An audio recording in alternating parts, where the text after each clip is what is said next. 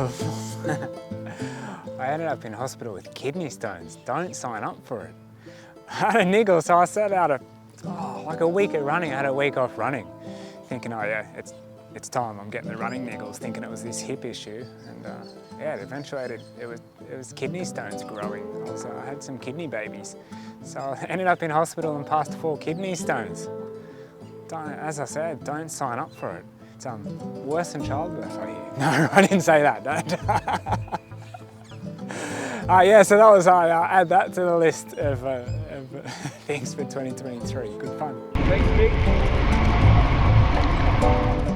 No, kidney stones, they're here for a good time, not a long time. Immense pain, but once past, yeah, the doctors said, like, oh, you'll be right. Like, as soon as you get them out, a bit of a residual sort of ache, but all good to go, and it was true. So I was back jogging around and passing my last kidney stone mid-run the next day, which no one witnessed, which I'm a bit disappointed at. I wish I had a training partner that day. It was one of the most, well, it was the weirdest, funniest mid-training experiences I've ever had. But yeah, 3K into the run, stop, shoot the last stone out, then away I went.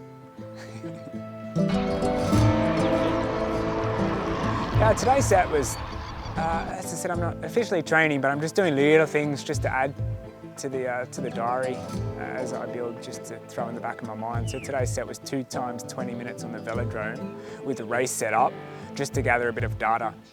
So it was at race pace. And race pace, it ended up being at 44 k an hour, which is pretty cool, but only 40 minutes worth. So I have to be realistic there and not to power to speed today. As I've said, I don't have my power meter paired at the moment on my race tri bike. I don't have my power meter paired. I don't have it switched on. I don't even have a battery in it, because I don't need to know at the moment. I don't need to know that my power's down X amount from where I need to be. That's something I'll worry myself with mentally sort of at the end of the culminating year of recovery, and then I can switch on into training mode and I'll add the power meter in then.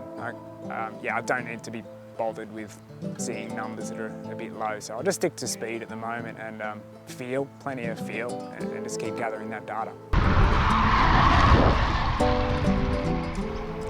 Yeah, generally I've stayed fit as a baseline for 20 odd years, but just before the accident I was pretty strong at the time. I have thought about this a little bit.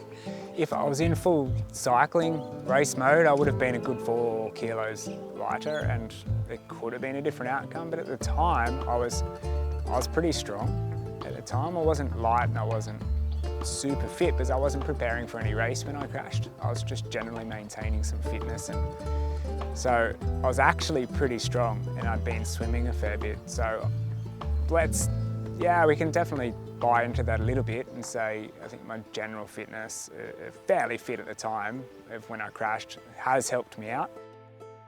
How's the neck feeling with this setup? Oh yeah, stiff and sore. That's why 40 minutes maximum today. That's about all I've got in me on this at the moment. But still, it doesn't worry me at the moment. Doesn't worry me. I'll get there. As I said, only 9 months into the rehab. And at the very beginning, they told me I wouldn't be riding, running, or swimming for 12 months. So every single little session I get in now, before that 12-month mark is, I'll absolutely take it and bank it as a bonus.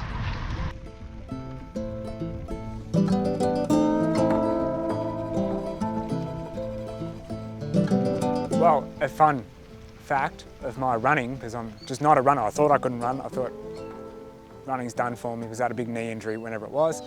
Had all the cartilage cut out, so I thought, nah, it's just not for me. So between 2006 and 2016, when I was riding full time, I logged every single kilometre I run, just for shits and giggles. And I run, over the decade, 11.6 kilometres in total for 10 years. So yeah, the mathematicians amongst us, a mile a year is what I run. So then when I started running a few years ago, I was just breaking down. Like I'd just run for 5K and then couldn't walk for 5 weeks kind of deal. After I crashed, the surgeons and doctors said to me that I can't swim, I can't ride, and I can't run for 12 months was their first comment for me. So I was like, oh. But then he made this little throwaway comment, and it's like, all you can do is walk. And I was like, cool. All I took out of that was, I'm a crazy walking man. I'm walking. So that next day I walked 20 meters. I know that because that's how far my letterbox is. And then the next day I did out to the letterbox and back. And then like within 3 days I did 200 meters walking. Anyway, long story short, did 600 kilometers of walking before I then had my spinal fusion ticked off and told I don't have a broken neck anymore and I can start running. So then I started jogging, and now here I am. I can run 21K, 22, 25K and pain-free.